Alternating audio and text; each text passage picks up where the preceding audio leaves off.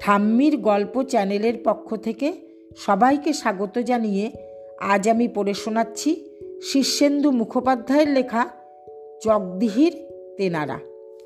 শীতল তপাদার যখন মুখবেড়ের খালের ঘাটপাড়ে পৌঁছল তখন বেলা প্রায় 3টে।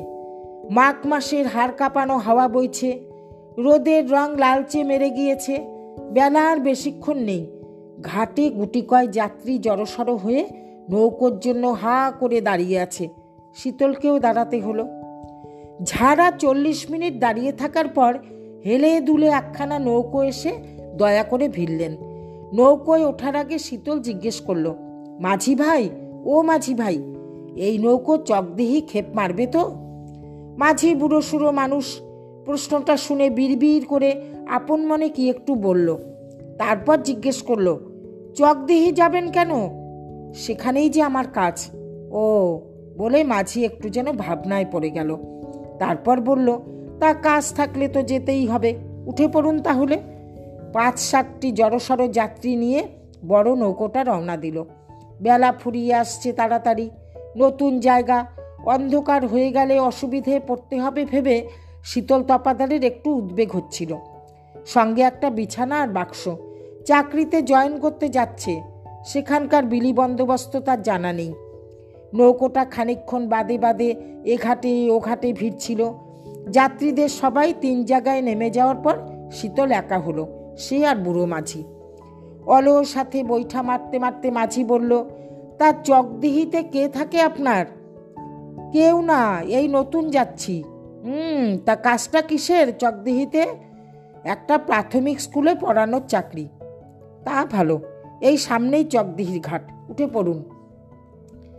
চকদিহির ঘাটে নৌকো ভিড়বার সময় বেশ অন্ধকার ঘনিয়ে উঠেছে। চারদিকে ঝুপসি গাছপালা, লোকজন নেই। কাছে পিঠে বাড়িঘরের চিহ্ন দেখা যাচ্ছে না। তাকে নামিয়ে দিয়েই নৌকোখানা চটজলদি সরে পড়েছে। পথের হদিশ জিজ্ঞেস করার মতো কেউ নেই। নিজের অবস্থাটা অনুমান করে ধাতস্থ হতে শীতলের একটু সময় লাগলো। তার বাক্সে একখানা টর্চ আছে, কিন্তু এই অন্ধকারে বাক্স খুলে হাতড়ে হাতড়ে টর্চ বার করা কঠিন। সে খুব ধীরে ঘাট থেকে নাবাল বেয়ে উপরে উঠল। সে 4-5 দিন আগে একখানা পোস্টকার্ডে পৌঁছনোর দিন তারিখ জানিয়ে দিয়েছিল বটে, কিন্তু চিঠিখানা যে পৌঁছেছে তারই বা ঠিক কি? উপরে এসে সে চারদিক চেয়ে দেখে বেশ দমেই গেল। লোকজন নেই, বাড়িঘর দেখা যাচ্ছে না, কোথাও কোনো আলো চোখে পড়ছে না। সাজবেলাতেই যেন মাঝরাত্রিরের মতো নিঝুম হয়ে গিয়েছে জায়গাটা। তার উপর প্রচণ্ড শীত, সনসন করে উত্তুরে হাওয়া বইছে, এবং ভয়ের কথা, চারদিকে বেশ কুয়াশাও ঘনিয়ে উঠেছে। বাক্স বিছানা নিয়ে সে হারা উদ্দেশ্যে কোন দিকে রওনা হবে সেটাই বুঝতে পারছে না। কাছে পিঠে শুধু ঘন গাছপালা আর চাপ ধরা অন্ধকার। চকদিহি গায়ের চিহ্ন মাত্র নেই। মাঝি বেটা কোন আঘাটায় নামিয়ে দিয়ে গেল কিনা কে জানে। রেল স্টেশনে যেমন থাকে, ঘাটে তো আর তেমন জায়গার নাম লেখা থাকে না। বর্ষায় এই পাকা ঘাট যখন আছে, তখন কাছে পিঠে লোকবসতিও থাকতেই হবে। দাঁড়িয়ে থেকে লাভ নেই। কপাল ঠুকে সামনে একটু এগিয়ে দেখা দরকার। শীতল সাবধানে খুব ধীরে ধীরে বা বগলে বিছানা আর ডান হাতে বাক্স ঝুলিয়ে রওনা দিল। কিন্তু কুয়াশাটাও এই মওকায় এমন ঘন হয়ে এলো যে ঠাহর করে পথঘাটের কোনো হদিশ পাওয়ার উপায় রইল না। সেই রসপুরগঞ্জে একটা হালুইকরের দোকানে 2খানা সিঙাড়া আর রসগোল্লা খেয়েছিল। সেসব কখন তল হয়ে গিয়েছে, এখন খিদেটাও চাগার দিচ্ছে খুব। সে বিজ্ঞান পড়েছে, এতকাল ঈশ্বর নেই বলেই বিশ্বাস ছিল, কিন্তু বিপাকে পড়ে মনে পড়ল তার মা খুব মদনমোহনের ভক্ত। সর্বদাই বাবা মদনমোহন নামক একজন দেবতাকে কারণে অকারণে ডাকাডাকি করে থাকেন। বংশীধারী মদনমোহনের বিভিন্ন পটও তাদের ঠাকুর ঘরে রয়েছে। শীতলের মনে হলো একবার মায়ের মদনমোহনকে ডেকে দেখলে হয়। আহা, বিজ্ঞান তো আর সব রহস্যই ভেদ করতে পারেনি। বিজ্ঞানকে ছাড়িয়ে নাগাল এড়িয়েও তো অনেক কিছু থাকতে পারে। খুব লজ্জার সংকোচের সঙ্গে মদনমোহনকেই হালকা করে একটু ডাকতে চাইছিল শীতল। চারদিকে একটু চোখ বুলিয়ে চোখ বুজে সবে বলেছে ম। ঠিক এই সময় হেরে গলায় কাছে পিঠেই একটা হাঁক শোনা গেল। আহা, করেন কি করেন কি বলতে বলতেই দুর্দার করে একটা লোক বাদিক থেকে ধেয়ে এলো। এই দুর্দান্ত শীতেও তার গায়ে একটা গেঞ্জি আর নিম্নাঙ্গে মালকোচা মারা ধুতি ছাড়া কিছু নেই। দিন মশাই, আমার হাতে দিন। স্কুলের মাস্টার মশাই আপনি? মালপত্র বাবা কি আপনার সাজে? আমরা আছি কি করতে? যাক বাবা, মদনমোহনকে ডাকার আগেই বিপদ উদ্ধার হয়ে গিয়েছিল বলে শীতল নিশ্চিন্তে শ্বাস ফেলে বলল, আমাকে নিতে এসেছেন বুঝি? লোকটা নির্বিকার গলায় বলে, আজ্ঞে না, তবে এই ঘাটের ধারে প্রায় দিনই হাওয়া খেতে আসি তো। আপনাকে দেখে মনে হলো বিপদে পড়েছেন, তাই আসা। অধমের নাম নীলমণি খাসনবিশ। আমি হলুম গে শীতল তপাদার। স্কুলে আহা ওসব আমরা জানি। মদন মালন নৌকোয় এলেন, সবই সচক্ষে দেখা। অন্ধকারে এবং ঘন কুয়াশায় লোকটার চেহারা বোঝার উপায় নেই, শুধু আবছা ধুতি আর গেঞ্জিটা বোঝা যাচ্ছে। খুব শক্তপোক্ত লোক, সন্দেহ নেই। নইলেই এই কালান্তক শীতে এই সামান্য পোশাকে হাওয়া খেতে জলের ধারে আসতো না। গলা খাকারি দিয়ে শীতল বলে, তার নীলমণিবাবু, জগদিহি জায়গা কেমন? দিব্যি জায়গা মশাই, দিব্যি জায়গা। চাঁদ সূর্যি ওঠে, গাছপালা আছে, খালধার আছে, বাঁশবন আছে, শ্মশানও আছে, গোরস্থানও আছে। আর চাই কি আপনার? জবাব শুনে একটু দমে গিয়ে শীতল বলল, তা বটে। খানিকক্ষণ চুপচাপ হাঁটার পর শীতল বলল, আমার থাকার ব্যবস্থা কোথায় হয়েছে তা কি জানেন? লোকটা হঠাৎ যেন চমকে দাঁড়িয়ে বলল, তাই তো, এটা তো খেয়াল হয়নি। তাহলে আপনি আমাকে নিয়ে যাচ্ছিলেন কোথায়? লোকটি খুব চিন্তিত হয়ে আমতা আমতা করে বলল, তাও বটে, কোথায় যেন নিয়ে যাচ্ছিলাম ঠিক মনে নেই। তা চলুন, বাঁশবনটা পেরিয়ে সাঁকো অবধি তো আগে আপনাকে পৌঁছে দিই, তারপর যা হোক একটা ব্যবস্থা করে নেবেন। শীতল ভারী হতাশ হয়ে পড়ল। সাঁকো পেরিয়েই বা সে যাবে কোথায়? নীলমণি খাসনবিশের মাথায় একটু গন্ডগোল আছে বলেই মনে হচ্ছিল শীতলের, তাই সে আর কথা বাড়ালো না।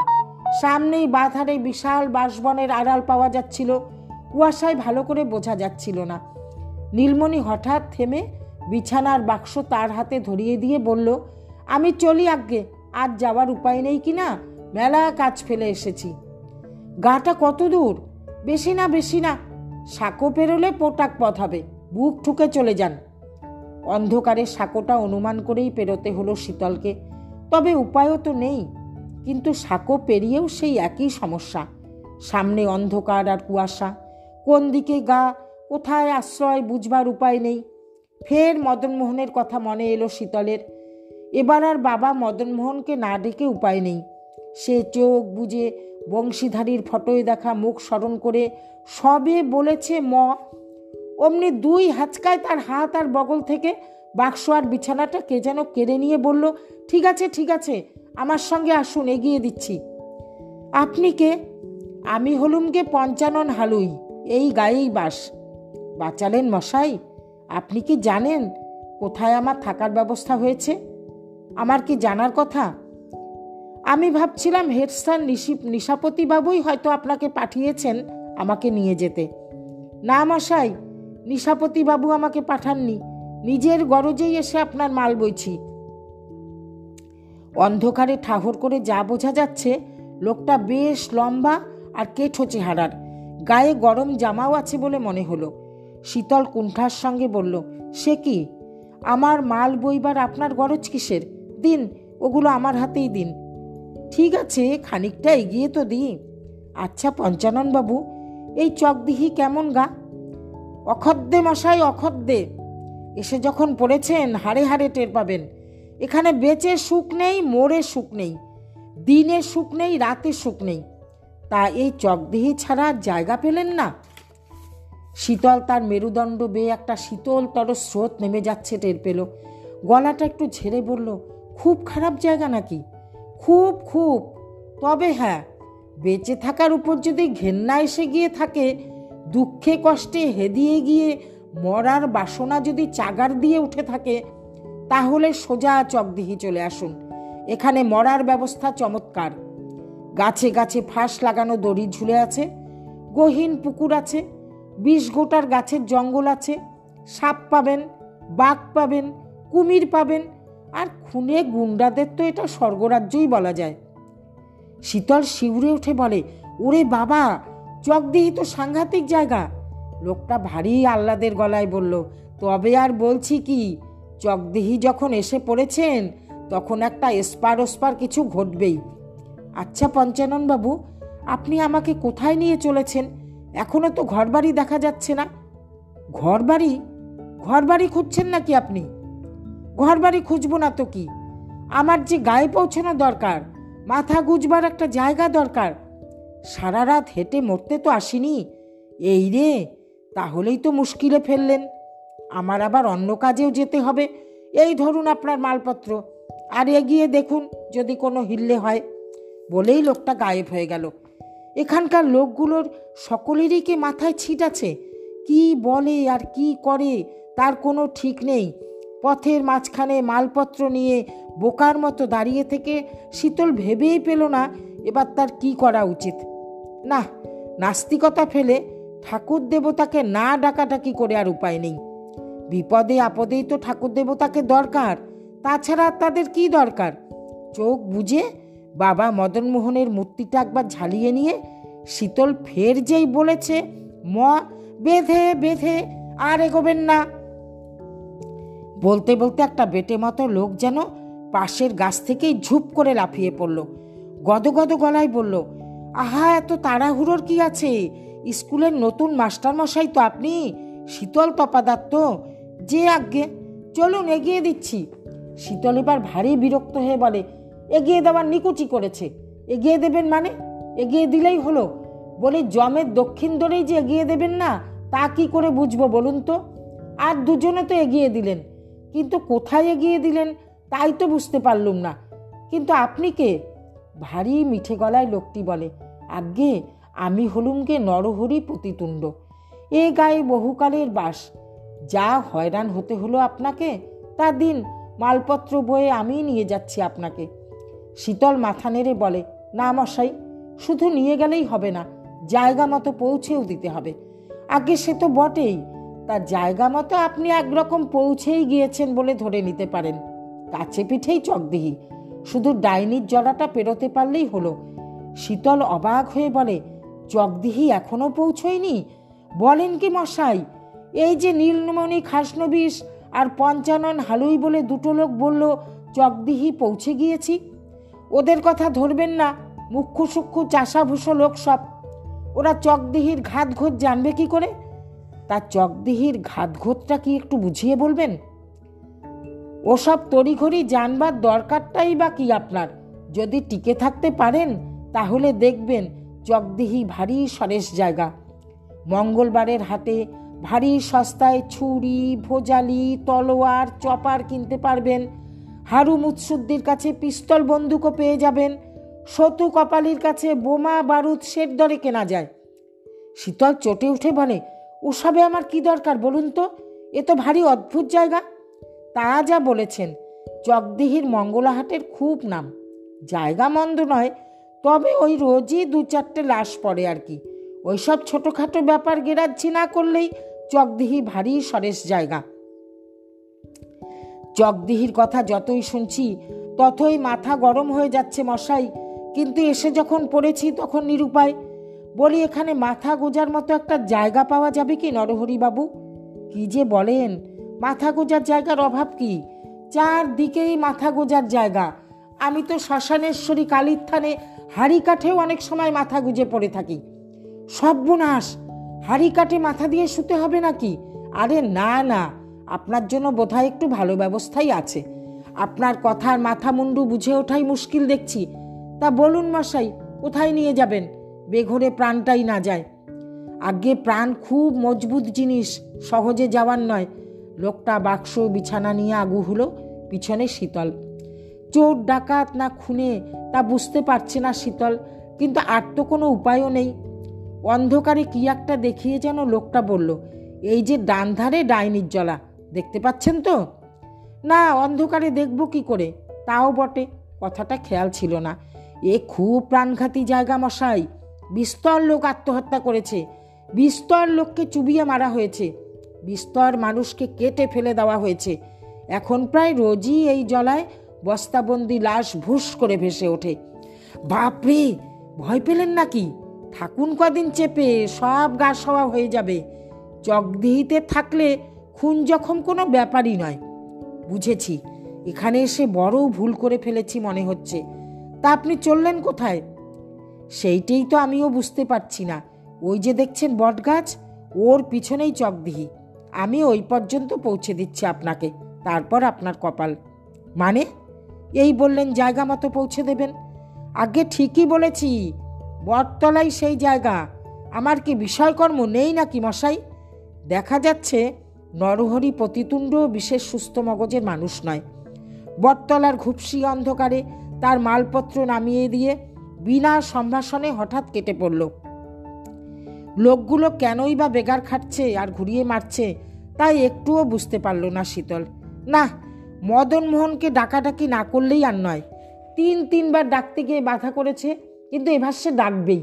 মনস্থির করে শীতল বুক ভরে দম নিয়ে সবে শুরু করতে যাবে, ঠিক এমন সময়, আহা দাঁড়ান দাঁড়ান, আমি এসে গিয়েছি তো। বলতে বলতে মাঝারি চেহারার একটা লোক এসে শশব্যস্তে তার বাক্স বিছানা তুলে নিয়ে বলে, ইস, খুব হয়রানি হয়েছে তো আপনার। শীতল গম্ভীর হয়ে বলে, আপনি কে? অথবের নাম পীতাম্বর মিস্ত্রি।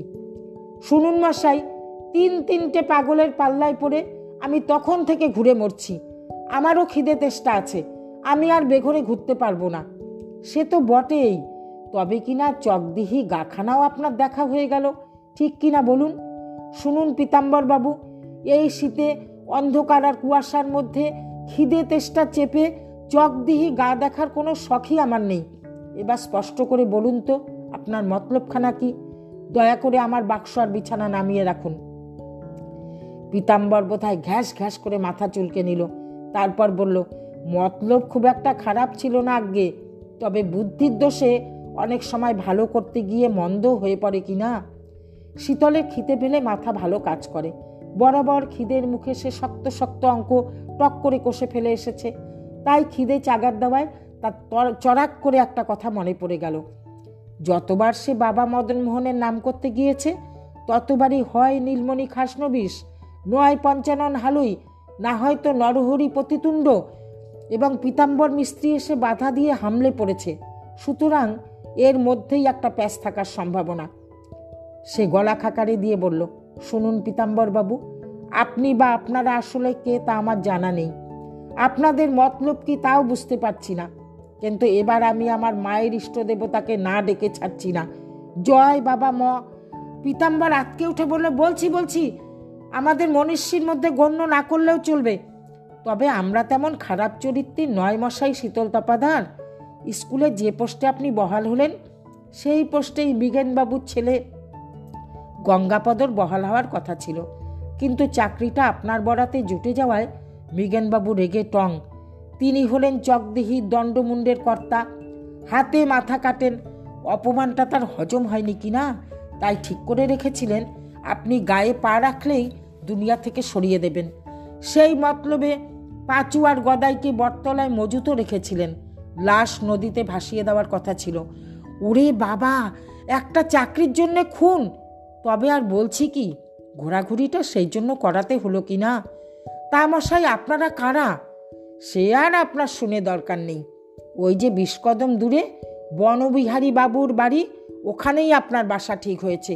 চলুন, গরম জল থেকে গরম ভাত সবই তৈরি আছে, গেলেই হয়। খুব চিন্তিতভাবে শীতল বনবিহারীর বাড়ি পর্যন্ত হেঁটে গিয়ে দাওয়ায় উঠে হঠাৎ বললে, আচ্ছা বাবা মদন মোহনকে আপনাদের এত ভয় কেন বলুন তো? বলেই হা হয়ে গেল শীতল। চোখের সামনে থেকে জল জীবন্ত লোকটা যেন ফুস করে বাতাসে মিলিয়ে গেল। দাওয়ার উপর তার বাক্স আর বিছানাটা পড়ে আছে শুধু। আজ এই পর্যন্ত। সবাই ভালো থাকুন, সুস্থ থাকুন, আনন্দে থাকুন।